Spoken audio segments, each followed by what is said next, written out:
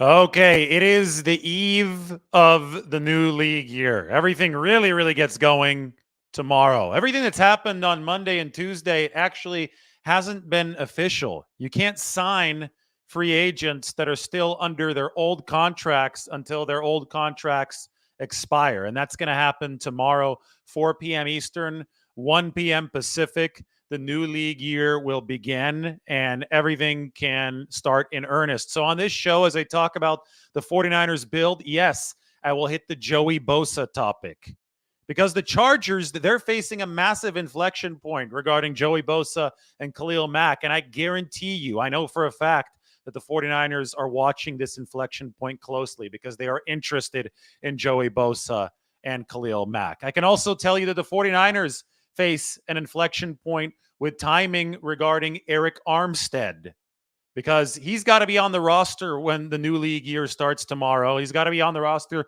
through that first day if they want to release him with a post June 1st designation, which would allow the 49ers to have more cap space this season. And you might guess it, some of these things are connected. More cap space this season might mean that the 49ers can make more signings or bigger trades down the road this season.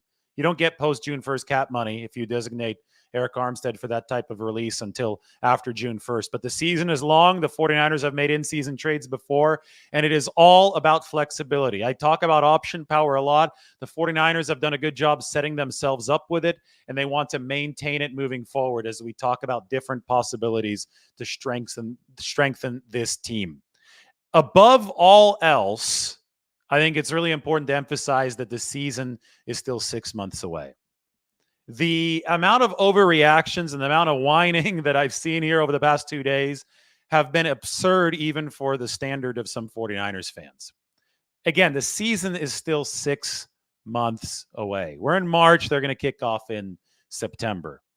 The first 2 days of the legal tampering window do not make, break, set, or really even begin to tell the narrative of your roster. Everybody seems to think, and not everybody, but I think it's a vocal minority, but people seem to think that every single signing that the 49ers make should be for a superstar. And if it's not, they're somehow falling behind the rest of the league. Simply not the case. The reality around the entire NFL, and this has been the case for the eternity of the NFL, is that even the best teams are only going to have a handful of superstars. If you're a team like the 49ers that has a whole cluster of them, you're blessed. But even on such a team that's like the Pro Bowl, Christian McCaffrey jokes that walking around the locker room is like walking around the Pro Bowl. Even on a team like that, the superstars are going to be outnumbered by your more run-of-the-mill guys, your glue guys. And your glue guys collectively are going to be just as important as the superstars when it comes to getting the job done and trying to win a championship. So in free agency, not every single signing is going to be a splash signing. Not every single Monday in March, this opened up on March 11th, this tampering window needs to be the day that you win the Super Bowl. It's about 10 months removed or 11 months removed from the Super Bowl. The legal tampering window opened a month after Super Bowl 58 this year. So you're almost as far away from the Super Bowl as you possibly can be. The roster building construction is an intricate mosaic. You're mixing A-list star-studded pieces with the glue pieces. You're not going to ever construct it in a short period of time. It's going to take a long time. And I think that some of that patience, it's just really important for me to emphasize that right now because people are losing sight of perspective. And perspective is that the 49ers are now at the eve of the new league year. It all begins tomorrow. That's when this stuff can be official. That's when teams have to be under the salary cap. And you look at the Chargers right now. I just took a look at their cap situation. The Los Angeles Chargers, Jim Harbaugh is their head coach, are at $25 million over the cap. So the Chargers have to do something tomorrow. They have to restructure deals. They have to cut players. There's been a lot of speculation that they're trying to trade Joey Bosa and Khalil Mack because that would save them some money. I can tell you right now that those are their two top cap hits. If they trade Bosa, they will save $14.3 million. If they trade Khalil Mack, they'll save $23.2 million. So neither of those two moves on its own would put the Chargers under the cap. They're going to have to do some maneuvering tomorrow. If they cut these players, it would be similar cap savings: 14.3 million for Bosa, 23.2 million for Khalil Mack. There've been reports, verified reports out there that say that the Chargers are open to a trade for one of these two edge rushers. Mack is coming off his statistical best season at 17 sacks, and Joey Bosa, he hasn't been all too available. A lot of injuries over the course of the past 2 years, but it's still Joey Bosa. Still a premium piece when he's healthy. And I know that the 49ers, they've really been geared at getting dependable guys. The 3 defensive linemen that they've signed so far in this free agency have been eminently dependable players. Leonard Floyd hasn't missed a game since 2017, 108 straight. Today you look at Elliott, the defensive lineman from Cleveland that the 49ers were able to pick up. That's 69 straight games without an injury, or without an injury that caused him to miss a game. So the 49ers are in a position right now where they're obviously targeting durability. But I think that the fact that they have built a higher floor at the margins, especially along the defensive line, which is where Joey Bosa plays, probably gives them the leeway to take a bigger swing, a riskier swing at a higher upside kind of player like Joey Bosa if he does indeed become available. So there's a reason why the 49ers are interested. There's a reason why they've been insulating the margins. If you could raise the floor of the opposite edge rushing position, if you could raise the floor of the defensive tackle position with a quality behind the radar signing like we saw the 49ers make today with Jordan Elliott, if you can do that, then you can take a bigger swing at somebody who might be a higher variance player like Joey Bosa, who might have a lower ceiling or lower floor because of the fact that he's been hurt over the past 2 years quite frequently, but he also has a higher ceiling because he's Joey Bosa. And I'm sure that that would register quite the bump on the Richter scale if the 49ers were able to pick up Nick Bosa's brother. So the point is that this offseason is just now beginning. It is the eve of the new league year. The season is 6 months away. Trying to draw any sort of conclusion about who is catching who or which teams have made the most progress so far is so silly that it hurts. It's like trying to judge the marathon. You know, you're watching a marathon, you're watching a long foot race based on who got out of the gates fastest in the first 10 yards. It really doesn't have an effect on anything. There's still 26 miles to go. Still a long way to go until the 49ers are at the regular season. So we're at the eve of the new league year. I encourage people to look at this roster building process in the big picture. The emotional ups and downs of every single move are completely manufactured in a lot of people's heads. You're being drawn to stuff because they want you to click on it. They want you to think negative or positive thoughts. They want you to get too high or want you to get too low because that gets you invested.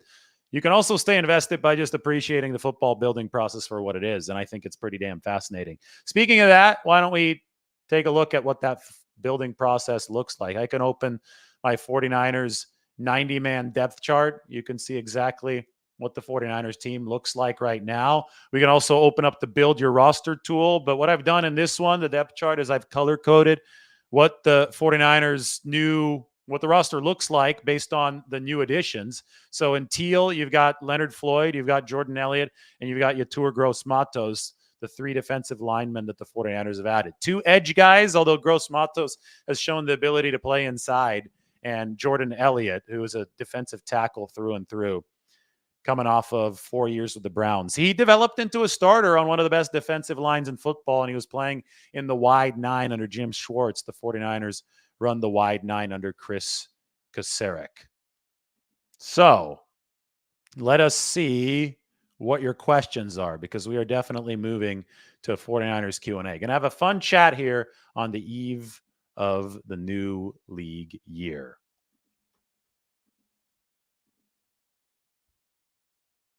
The nickel position, that's one that I think the 49ers definitely need to address. And there started to be a run on nickel backs today. I know that Keyshawn Nixon, I think he re-signed with the Packers, so he's not going to be available.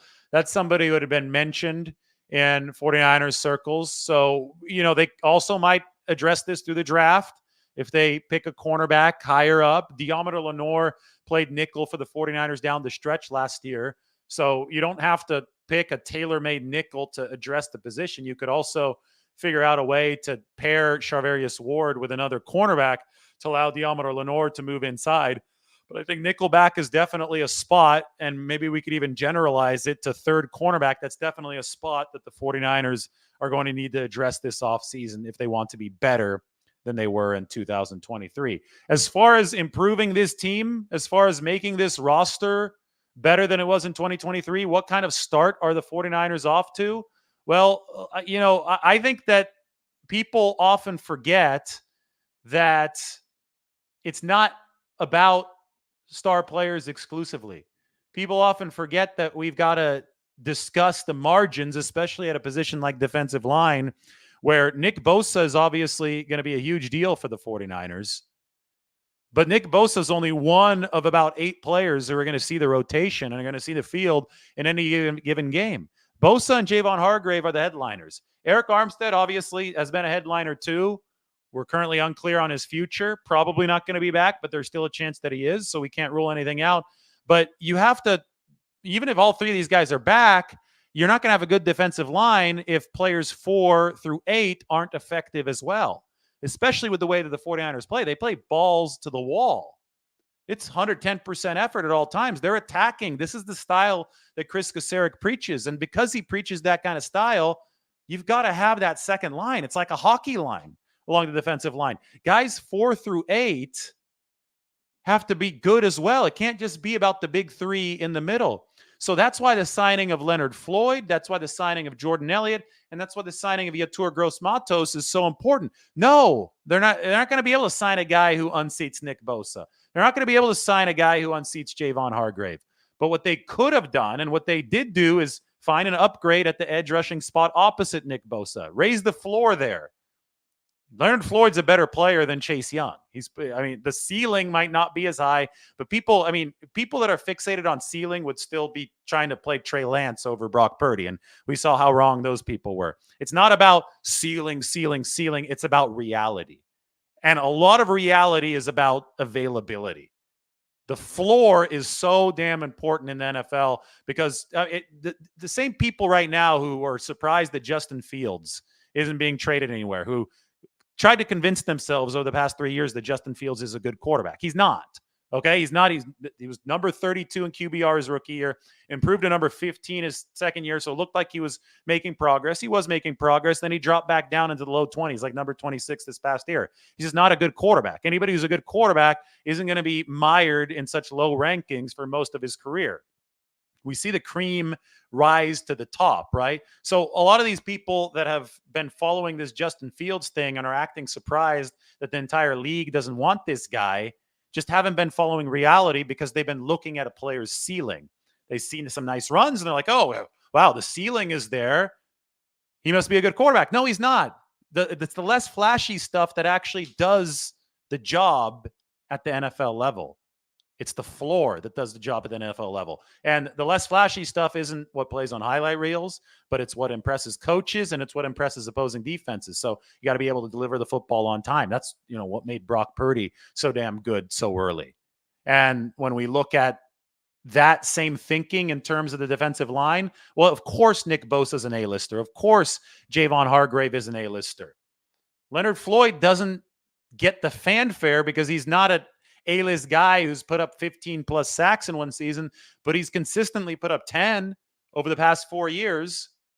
So somebody like Chase Young, you could probably make the Chase Young to comparison to Justin Fields right now. Everybody's looking at Chase Young and saying, look at the upside because of what he did in his rookie year before the big ACL tear. But whenever you look at the upside, you can't be blinded by that and forget about the fact that there have been issues with him setting the edge against the run. There are issues with effort in the playoffs when the 49ers played the Detroit Lions. I mean, those were all things that were very, very real that the 49ers became very concerned about.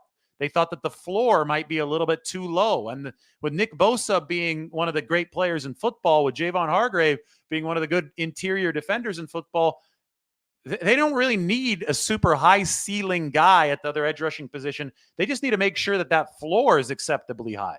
And sometimes it's, much easier to say that you want a high floor than actually obtain a high floor. It's much easier said than done. So that's what they obtained with Leonard Floyd. Leonard Floyd is a player who has that high floor, who hasn't missed a game since the 2017 season, who has averaged 10 sacks a year for 4 straight years, who has consistent numbers, who plays the run well, who has a high motor. There's a lot of hustle from Leonard Floyd. He's able to clean up sacks. That's a skill that I think that you need when Nick Bosa and Javon Hargrave and Eric Armstead or whoever else in these other 3 spots is going to be generating a lot of chaos. So that's the skill set that the 49ers want, and they got it, and that's what fits at the margins. It's not the sexiest pickup, but it's one that you could definitely see how the puzzle piece is able to neatly fit in line with what the 49ers are trying to do. They're also trying to make this second line better, because if this second line isn't good enough, doesn't matter what your first line has. First line's going to run out of gas.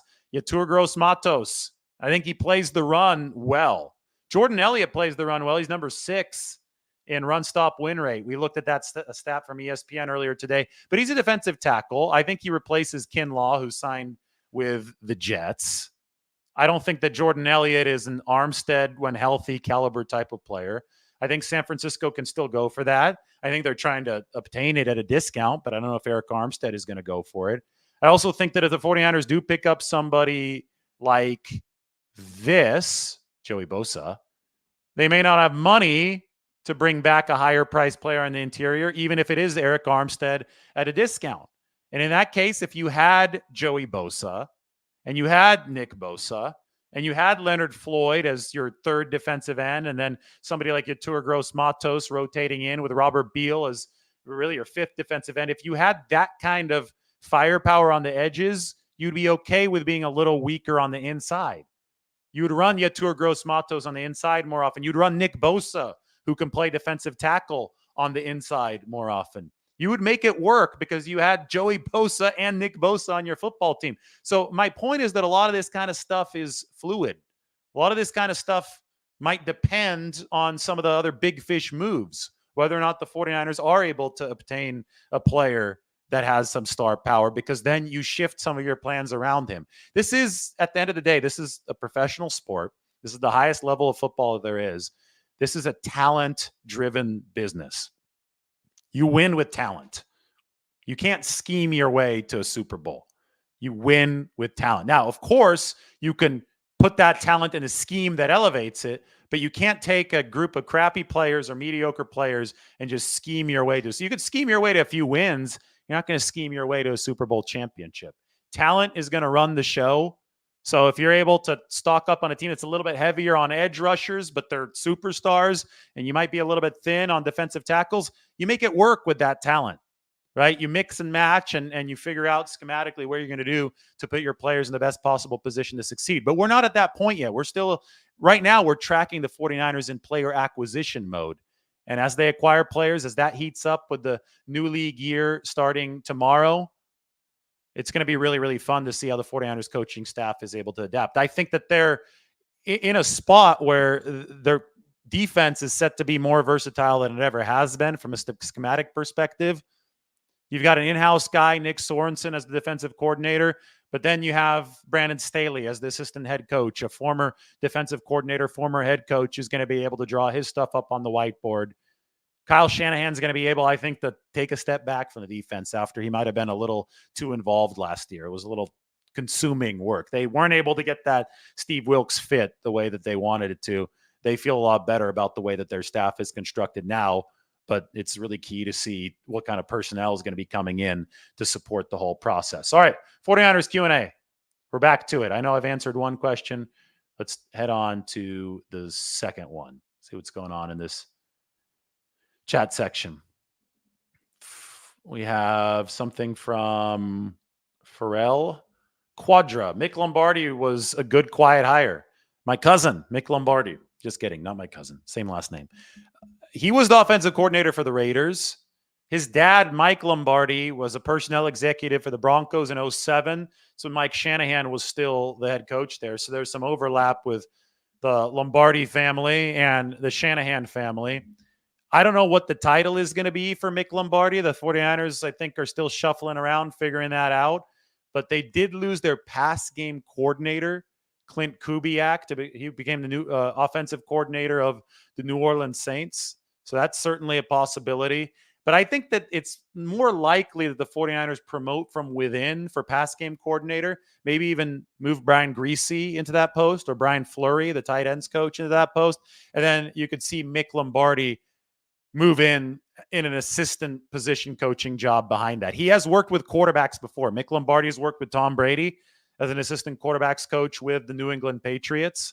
So to me, that's entirely possible. Maybe you see Brian Greasy elevated to that pass game coordinator, keeps his quarterback coaching duties, but needs another assistant for the QB stuff because of his greater role in the pass game. And then Mick Lombardi can slide right in. If he's coached Brady before, well, maybe you want him in the same room as Brock Purdy. Maybe he can relay some of that information that he picked up with the New England Patriots.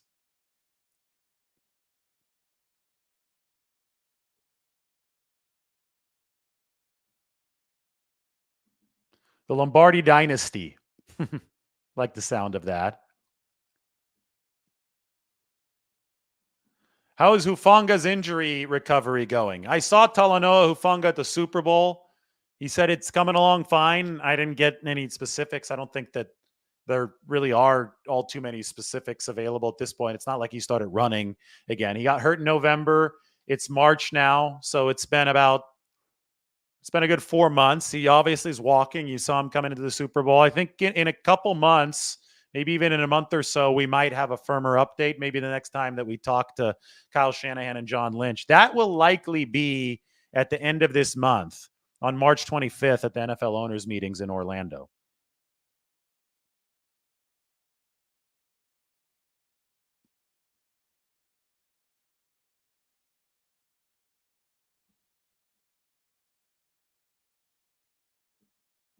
Vincent wants recent medical professionals give the ETN when Dre Greenlaw could come back. I could tell you the ballpark average that they talk about for these Achilles tears with professional athletes, but it could be more. I'm just talking about the average. They talk about 6 to 9 months. I mean, the really bad break for the 49ers is that Greenlaw got hurt in the final game of the season. Like they literally pushed this all the way through 17 weeks, 18 weeks really with the bye week, through the entire postseason, bye week for the Super Bowl. They pushed it all the way to February 11th. So he got hurt a month ago. So you add 6 months to February 11th, 2 plus 6. That's the earliest he can come back is some point in August, if that's the case. But you add 9 months to February 11th. Well, then you're talking about November. And then you're probably also questioning if he can be back at 100% or even 90% speed in that amount of time. So it's a tough proposition. Achilles for a linebacker, it's derailed linebackers' careers before. 49ers know this really well with Navarro Bowman. The difference is that Navarro Bowman suffered his Achilles tear at 28. Dre Greenlaw is 26. The younger you are, the better chance you have. And there's a big difference between 26 to 28. Dave is optimistic. He thinks that Greenlaw can come back better. We shall see. Andy asking about Bobby Wagner. If Bobby is quick enough to cover, sure. If he's not, then I think the 49ers will pass. And Kyle Shanahan probably knows better than anybody because he tried to pick on those Seattle linebackers and the Rams linebackers the year that Wagner was at the Rams. He tried to pick on those guys frequently in the pass game. He tried to target linebackers in pass coverage. So Bobby's not the youngest linebacker anymore. And if he's not ready to defend in the pass game, the 49ers will very kindly pass.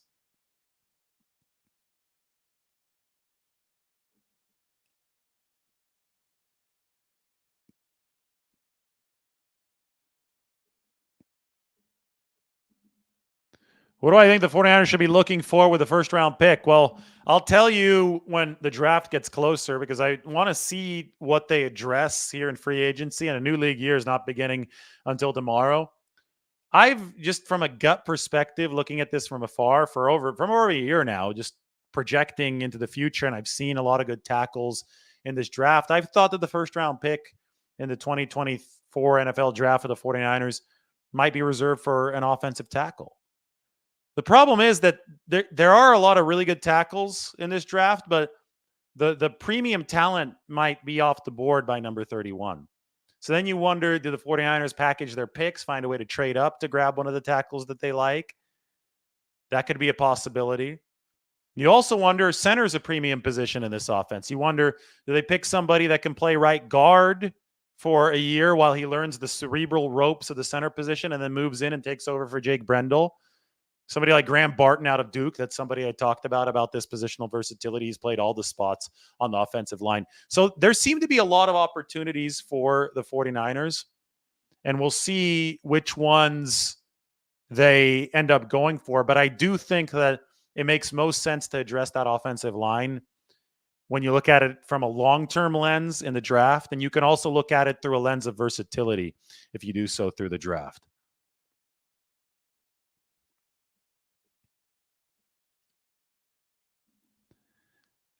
Have you seen my baseball? Says, get rid of the overpaid, injury-prone players and bring in reliable and affordable guys. I love it.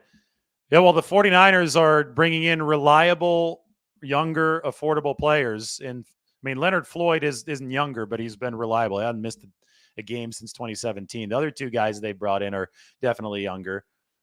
With Eric Armstead, I don't think they're trying to get rid of him. I think that they're trying to find cost efficiency with Eric Armstead. There's a difference. Now, if Armstead doesn't want to take the pay cut, then fine. That does mean it's the end of the road. But the 49ers are trying to make sure that they're, the fat of this roster is trimmed off. And that doesn't necessarily mean trimming a player off. That means finding his salary to be something that's reflective of his current worth to the football team.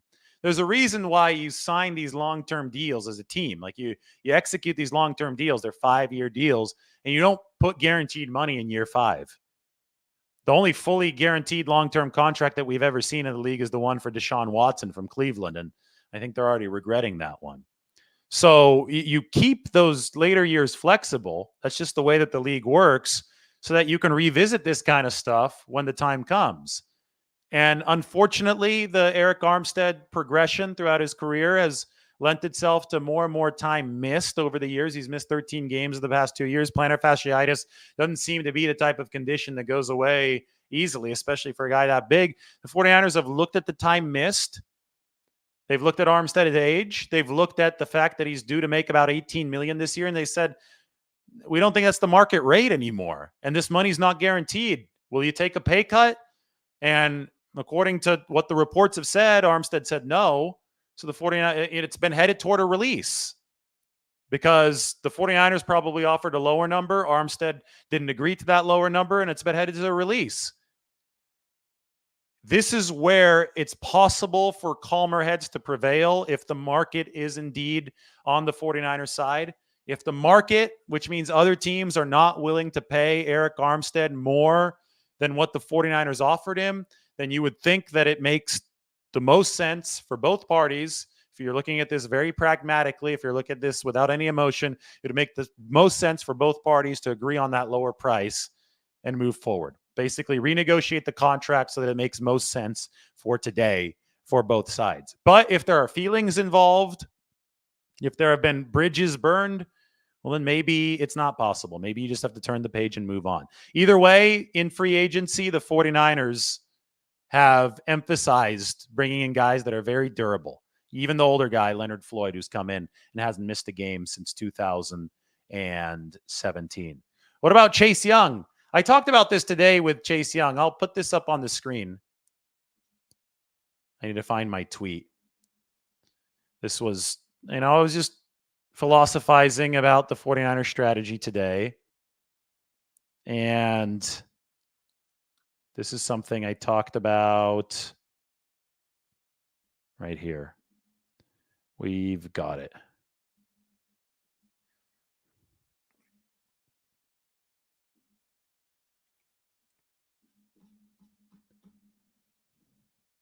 So you can have a read of this. And I've got one more thing to put up on the screen. So just give me a second. I've got that entire building strategy that I want to put up on the screen. Because I think that we can look at the blueprint, which is right there, and we can apply it to what the 49ers are doing right now. So first off, look at the blueprint. This is the 49ers building strategy. I put this together back in, I don't know when I put this together. It's been a little while though. And I think that it still applies now. This is how the 49ers build the core of their roster. It's a 5-step process that you would hope is circular. You can go back to step 1 after you're done with step 5. You acquire and develop A-list players. So that's either through the draft or through higher priced free agency. You bring in guys who are A-list players or have the potential to be A-list players. Then you go to number 2. Once it's time to renew the contracts of these players, you pay them. You have to determine who is an A-lister and who isn't at that time. A good example is Brandon Ayuk. Brandon Ayuk has proven himself to be an A-lister. I believe the 49ers will pay him because the list can grow as the salary cap does. The salary cap gets higher every single season. You can pay guys as that list grows. It was Nick Bosa the year before. It was Deebo Samuel in 2022. It was guys like Fred Warner and George Kittle before that. The 49ers have built a roster full of A-list players. It's key, though, that you also adhere to number 3. Don't pay the B-listers when free agency comes. You have to determine who's an A-lister and who's not. B-listers, you got to make sure that they don't get that money because then you'll run out of it if you're paying too many B-listers. If you are disciplined enough to not pay every single B-lister, even if he's a good player, and you realize that you can replace guys like that through the draft and potentially even through free agency at more bargain rates, then you will obtain compensatory picks through player departures instead. So instead of wasting money on these players, instead of spending, breaking open the bank, you will get compensatory picks instead. Compensatory picks are perfect for the 49ers strategy because they're cheap. They start in the 3rd round and move to the 7th round. They're cost controlled, and they allow you to bring in that young talent. They allow you to bring in talent that would be comparable, especially if you pick it correctly, to the B-list talent that you let go at a much cheaper price. And what that does is it allows you to execute steps 1 and 2. You can acquire and pay A-list players if you don't pay too much for your B-list players. This season, the 49ers picked up 5 compensatory picks, tied with the Rams, the most in the NFL. Last year, the 49ers had 7 compensatory picks. That was the most in the NFL. The 49ers are playing the compensatory pick game better than any other team in the league. And part of it is also developing your staff, because if you get those coaches and those executives with promotions, then you can get more comp picks. And that also, if you develop your staff, that helps you because if other teams are rating your staff, you're going to be able to restock your own coaching staff. We see that on a year in, year out basis. So basically, you have an excellent system going if you do 1 through 4. Number 5 brings it back to the top. Pick the next A-listers. That is the 49ers strategy. So within the context of that, somebody asked, well, what's going on with Chase Young? Number 3 is currently happening with Chase Young. Don't pay the B-listers when free agency comes. Obtain comp picks through their departures. Chase Young is visiting other teams right now. The 49ers obviously don't have it at the top of their priority list to re-sign him. So what I said is that we're seeing number 3 happen with Chase Young. He was going to have to deliver at an A-list level for San Francisco to compete for his services in the open marketplace. Nobody's saying that Chase Young is a bad player. He improved their defensive line, but he was not an A-lister. The 49ers can fill the margins of their team at more efficient prices. At the bottom here is my closing thought. It would take a bargain rate for Chase Young to fit into the 49ers building strategy, which is in this 5-step process. It would take a bargain rate because he's not part of the core. He's not an A-lister. He's not part of the core. Young's pedigree makes it very likely that another team will pay a premium just for his potential upside. Okay? So if they could find Chase Young and get him back at a bargain rate, sure, that's good. But when it comes to building the core They want A-listers. They don't want to overpay B-listers for their core. That's the big no-no. So that's where Chase Young is right now. Leonard Floyd is a great example. Nobody's saying that Leonard Floyd was an A-lister. Leonard Floyd is one of the support glue pieces that the 49ers need. He's a damn good player. I will say that he's a B-lister, but he's being paid like a B-lister. He's being paid $10 million a year. Daniil Hunter went out and made $25 million a year on the contract with the Texans. Brian Burns was traded to the Giants and he's making $30 million a year. That's A-list money. Nick Bosa, $34 million a year. That's A-list money. $10 million, it's a whole lot different. That's supporting cast money. It's a really good B-lister.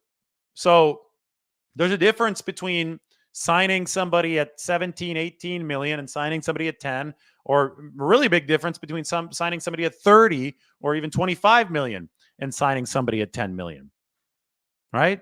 There's a big difference there. And the 49ers were able to get that cost efficiency with Leonard Floyd. So anyway, I'm going to go to more questions now.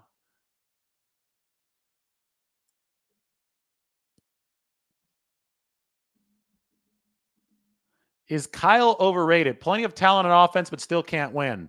I mean, he has been winning a lot. They have a really good record. So I don't agree with that premise. They got beat against the Chiefs. They got beat by one of the best quarterbacks that we've ever seen do it on Patrick Mahomes. The 49ers offense is producing on a year in, year out basis. You say that he relies on schemes over talent. I'm not really sure what that means, because back when the 49ers didn't have as much talent, they definitely weren't as good. So now they have the number one offense in football. I think they definitely rely on talent. I mean, Shanahan's a really damn good coach, and it's really hard to win a Super Bowl. 1 out of 32 teams are going to win every year. Andy Reid is an awesome coach. He didn't win until year 21 as a coach. Kyle's about to enter year 8. So, I mean, Kyle Shanahan is who Kyle Shanahan is. Like, you can't say he's overrated, he's underrated. I think people think he's a hell of a coach. That's objectively true. He's not a Super Bowl winning coach, but I think if he gets back to the game enough times, he's eventually going to win one of them. It eventually comes down to luck too, right? And I don't think that Shanahan has had all too much of it, especially in this past Super Bowl where Kansas City, I think, recovered 6 of 7 fumbles in this past Super Bowl. So, I mean, questions like this, I get it. They're fun for clicks. They're fun for the discussion. They're far for, you sit down at the bar and you talk to your buddies about who's overrated and who's underrated, but I really don't see any reason behind them. Andy Reid is the best example for looking at a good coach who took a long time to win. And just because it takes a good coach a long time to win a prize that only 1 out of 32 teams get every year, doesn't mean that coach is overrated.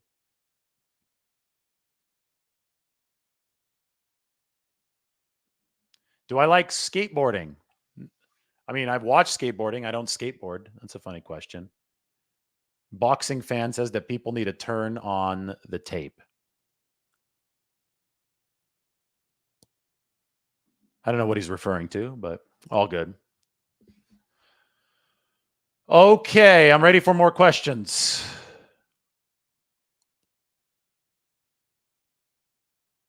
This is a funny question. If the refs aren't going to call Kansas City for holding during the big games, does it make sense to continue to invest in the defensive line? Yeah, I think it does. Listen, the 49ers have been right there twice. Probably even more times if you look at what happened in 2021. Rams had a really good defensive line. They won the Super Bowl that year. I get the Chiefs weren't their opponent that year. It was the Cincinnati Bengals. Then you go to the NFC Championship. The 49ers lost against the Philadelphia Eagles. Also a tough break for the 49ers. But they've been right there. They're so close to kicking the door down.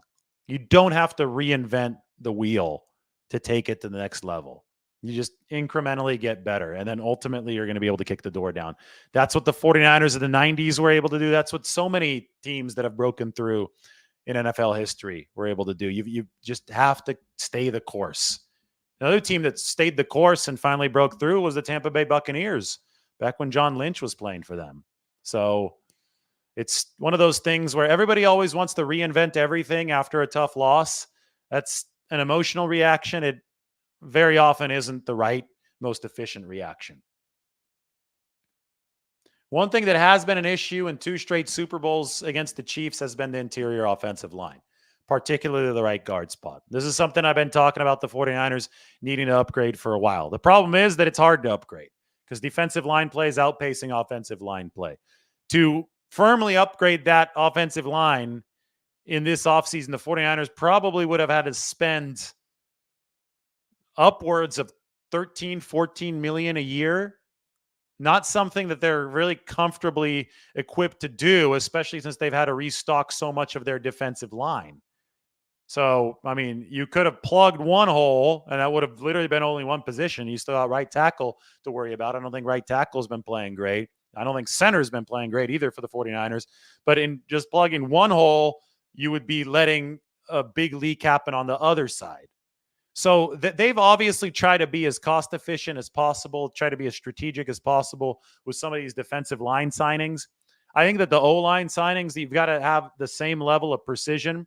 I think that it's going to be really interesting with how this guard market is overheating. I mean, the Rams, for a couple guys who aren't great pass blockers, the Rams paid $16 million a year. So that's part of the deal at the right guard position is somebody like John Feliciano, who cost what, $3 million last year? He might cost $5 million this year. He put up a good year for the 49ers last year. Something like Feliciano was a sixth man for most of the year in 2023. He might be really pricey relative to what he was last season. So you'd think about the draft as a more cost-controlled way of doing business, but then you have to realize, okay, maybe that rookie won't quite be ready to make this team better in 2023. At least it's going to be a very big risk. I mean, you're balancing a lot of different things here, to the point where usually you realize the only surefire way to make a position better is to wildly overpay somebody. So I talked about Robert Hunt, and I said, okay, if the 49ers can get Robert Hunt, who's already fit into McDaniel's scheme, who's the top pass protector in football, if they could get him for a reasonable rate, even if it's expensive, but if it's reasonable, maybe they should do that. Well, he went for $20 million a year to a team with a lot of cap space in the Carolina Panthers. So there goes that. 49ers couldn't do that. They obviously weren't going to pay a guy like Robert Hunt $20 million a year. That would have broken every other action that they potentially wanted to accomplish.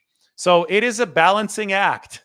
It really is. And we're going to see what the 49ers do moving forward. We're going to see if they bring back Feliciano. We're going to see how they attack the draft. We're going to see if they have any more gems that they love to work with in free agency. Remember, trades can still happen. The new league year doesn't start until tomorrow. But I agree with you. I agree that the right side of that offensive line has to get better. I just also know the realities of this, and it's not easy to make it better, given the fact that the proliferation of freakishly athletic defensive linemen has outpaced the development of offensive linemen in the entire sport of football, not just NFL. So there's a scarcity of offensive linemen who could get the job done in pass protection. And there's an abundance of these defensive linemen who could get the job done, which is why I think the 49ers have been able to sign some of these defensive linemen for very reasonable contracts, which is why they've chosen not to break the bank outside of Nick Bosa. I mean, there's really interesting thought processes behind all of this, but I think it comes down to a shortage of linemen on the offensive side and a surplus on the defensive side. Daniel points out that John Feliciano was the best free agent the 49ers got last year. I mean, he was really good. He ended up being ranked as a top 5 run blocker for the 49ers. And that's another reason why Kyle Shanahan runs as much as he does, because he knows that the offensive linemen are at a fundamental disadvantage in the modern game of football to the defensive linemen. I mean, it was about 15 to 20 years ago when coaches around the sport, and it was starting at the high school level at that time, were taking guys that were awesome receivers, freakish athletes, 6'5", 220, and putting them at defensive end in high school. I mean, it used to be that kind of athleticism was offense. You play offense, you're a playmaker. But there was a time around the turn of the century where coaches realized, hey, we can put this excellent athlete. He might be lighter than normal, but we can put him on the edge. And that coincided with the rise of passing attacks, right? Everybody moved to the spread. They de-emphasized the run game, all the Mike Leach offenses. You had the air raids. They de-emphasized the run game. They're taking advantage of the fact that there wasn't as much athleticism on defensive lines. You didn't want to run at big, heavy fronts, so you started passing more. So the counter for defenses was putting these lighter weapons, guys who used to be receivers, at edge rusher.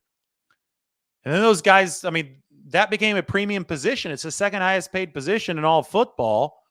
So that position started attracting some of the best athletes on the field. They stopped playing receiver and they started playing edge rusher. So now you had offensive linemen, these 300-pound behemoths who are used to blocking other slower 300-pound guys. All of a sudden, these offensive linemen have had to adapt and try to block 240-pound balls of muscles. Guys that are 6'5", wiry, fast, 4.4 40s. That's really hard for offensive linemen. That's how the game has changed. So, I think that's also why you've seen offensive lines shift toward the lighter. You've seen a lot of tight ends converted to offensive tackle because offensive coaches are now trying to find ways to counter these freakishly athletic defensive linemen. Even on the interior, you've got these freak athletes now, right? Aaron Donald is a great example. One of the best athletes in all of football, plays the defensive tackle position. I don't think many people would have bought that 30 years ago. Defensive tackle was known as a big fire hydrant, just somebody who was going to line up and eat up space in the inside, eat up a double team, call it a day, go have a hamburger. Now you've got Aaron Donald. Now you've got bona fide track athletes playing defensive tackle. So the game has changed.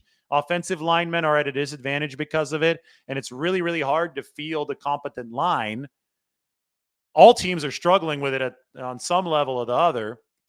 So what the 49ers answer, Shanahan's answer to this, has been generally rooted in running the ball a lot. He wants an ultra athletic line that could run the ball, because one other thing, he's trying to zag while the defense is zigging, because the defense has been zagging while offenses are zigging.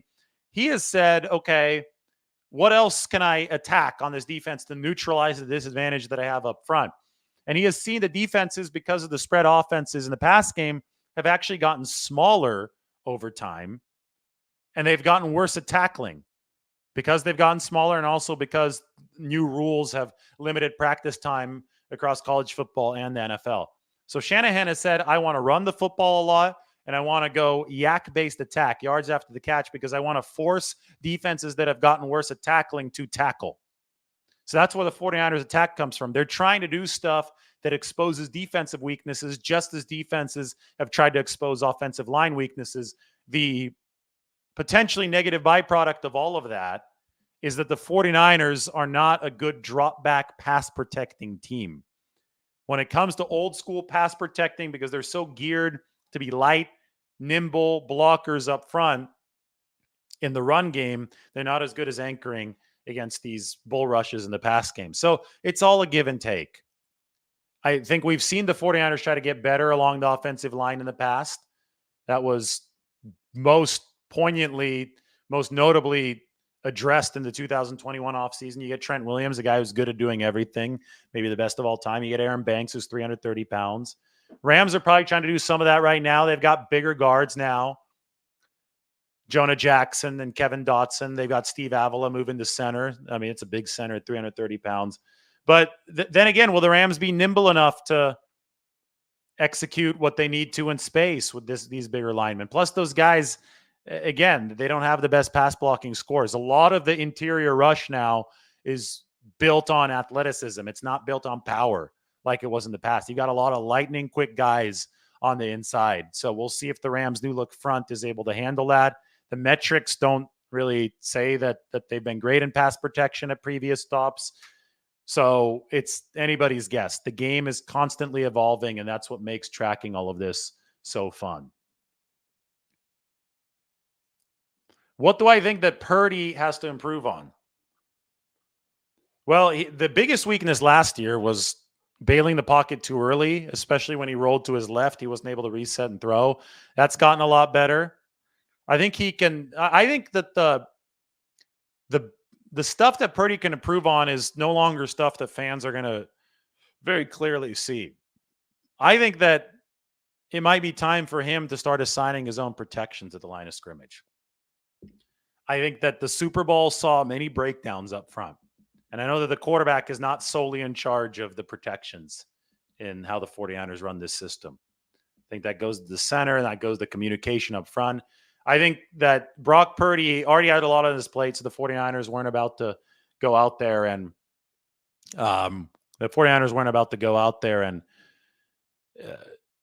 force Brock Purdy to as essentially a rookie to diagnose and call the protections. They're going to leave some of that on the rest of the unit. But for him to become the ultimate field general for the 49ers, I think that the next step is to go out there and actually be calling some of those protections himself.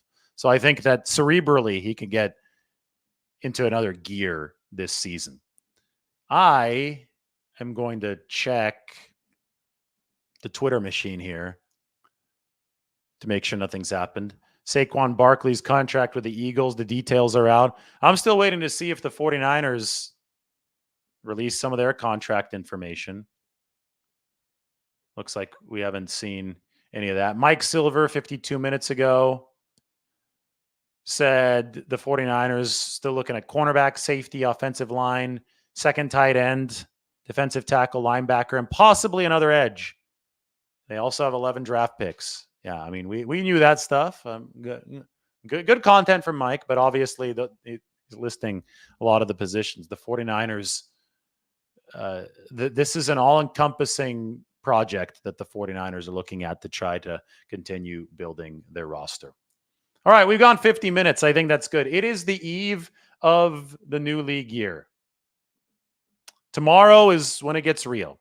Starting tomorrow, the Eric Armstead timing gets a whole lot more interesting because the 49ers can actually release him with a post-June 1st designation, which would push much of his dead cap hit back into 2025. So it could be beneficial for their 2024 books. So I think we will get significantly closer to resolution on the Eric Armstead front. According to Diana Rossini, who works for us at The Athletic, Eric Armstead has drawn interest from other teams, which leads me to believe that it's just a matter of price at this point. And if it's not a matter of price, if the interest financially from other teams is at the same level that the 49ers offered the pay cut to for Eric Armstead, and Armstead still wants to go elsewhere, that means that a bridge has been burned, and obviously this chapter would close. It seems likelier that Armstead will be gone than return to the 49ers, although it seems that it still is possible that he does return. The season is 6 months away. There's still a lot to do. So keep on reminding yourself of that if you find yourself freaking out about microtransactions on March 12th or March 13th. And don't forget this name, Joey Bosa. He might become available tomorrow. The Chargers are $25 million over the cap. They have to be under the cap when the new league year starts at 4 p.m. Eastern, 1 p.m. Pacific. Hope you enjoyed the show. Make sure you follow along because it's about to get crazy. Buckle up. We are about to have some fun. Welcome to the 2024 NFL League year.